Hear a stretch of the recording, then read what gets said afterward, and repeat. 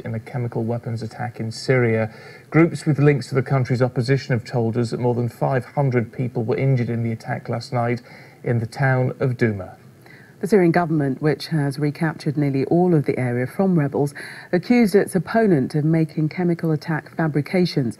But the US State Department said the Assad regime must be held accountable and that Russia bears responsibility for failing to stop its ally from using chemical weapons.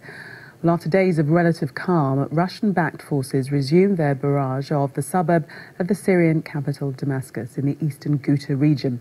Douma is the only town that remains in opposition hands after the regime recaptured nearly all of the region in an offensive that began in February. A warning: this report from Enda Brady begins with footage of young children in distress.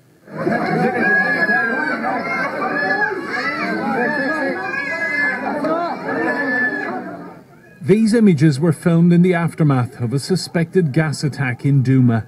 It is the last rebel-held town in eastern Ghouta. Here, at what passes for a medical centre, volunteers hosed people down with water and gave children struggling to breathe an asthma inhaler. News from our medical teams that they received patients with symptoms indicative to usage of chemical agents. 6 of them died in the hospitals. Treatment couldn't work, and then we started receiving news from the rescue teams that more patients are contaminated in their houses where the attack took place. There are reports, which haven't yet been independently verified, that a barrel bomb containing the toxic nerve agent sarin was dropped from a helicopter. Because it's affected shelter packed with civilians from a few families. Those families, all of them were killed. All members were killed, babies, daughters, elderly, women, children, everybody who was in those children did not even show any attempt to escape.